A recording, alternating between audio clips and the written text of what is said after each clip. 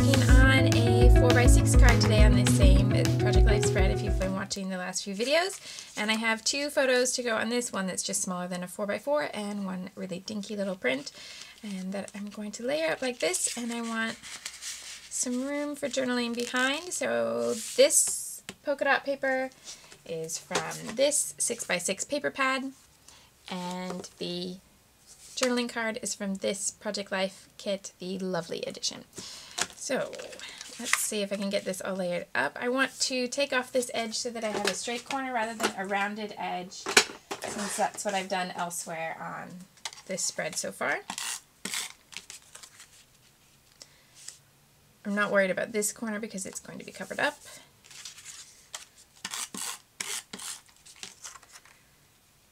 Move this over to the edge here so I have a little bit of the turquoise, the aqua border showing around the edges.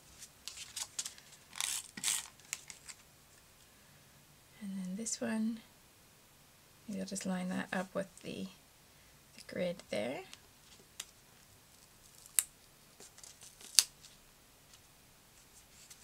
I'll trim off the extra from the journaling card. And I have a sticker that I was wondering about putting on this one, because the journaling is going to be just very short journaling to say that we took a walk to the park and we met some friends to have tea here in the little pavilion with their little umbrellas. So I have this tea sticker with all the cups, and I think that might fit just there. Yeah. So put some pop dots on this, and then I can just add that tiny little bit of journaling above the sticker in the photo. I'm using the pop dots that are not so tall. They are a little bit more shallow, so that they're easier to put in a Project Life pocket. And then I've been doing journaling so far on this layout with brown pen, so I'll do that.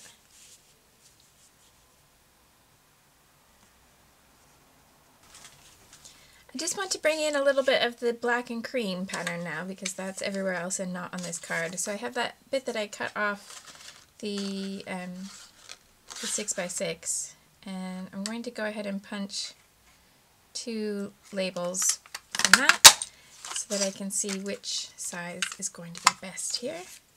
I think this one's probably going to be too big. Yeah.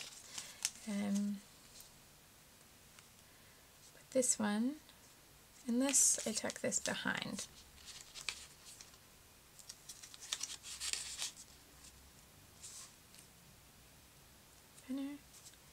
This one is so small that it's hard to see what the things are, so that made me second guess that one. I think this might be nice with a bit more definition to the edge, so just add some ink there. I'll tuck it behind these layers so that you can see some of those items, and there's the binoculars and the teacup. And actually even the cassette tape kind of vaguely fits the theme, because when we walk to this park, it's a long walk, so if he sleeps, then I sometimes put my headphones in. We go there for tea, and the view is amazing, so the binoculars, although I don't tend to carry them, it's plenty of people there do. And then I think I'd like to bring this color up to here with a heart, because I've been putting hearts on everything. I've already got the gold, so I don't need to use one of the gold hearts here. But if I can find a bit of any of the pieces I've cut away that are a good match to that teacup. Let's see. This is that, you know, the bit that keeps it in the book on the 6x6 pad. Oh, actually, now that I look at it, I'm not sure that I do want more pink. It's starting to look very, very pink. Maybe I need to bring in something like the darker turquoise.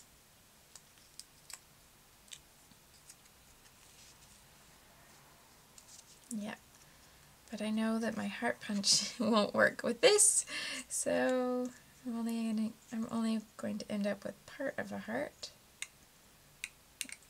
see what I can do.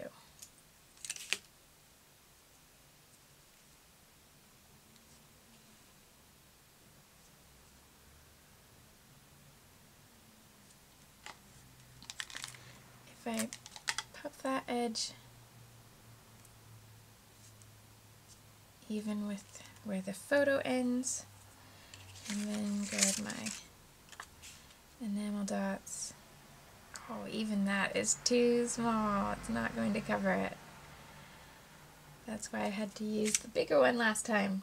Oh, bit of a conundrum. I have to look at this for a second.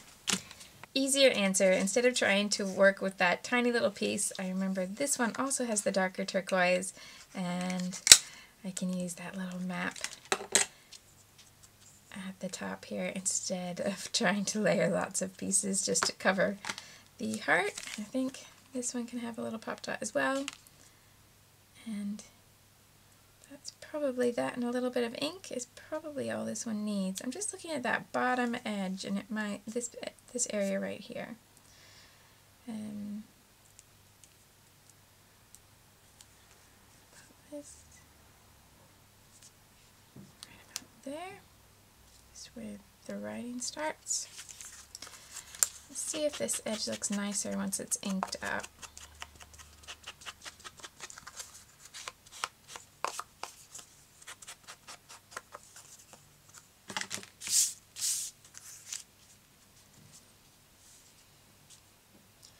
I do sort of wish I had some sort of horizontal element there, but that's way too heavy.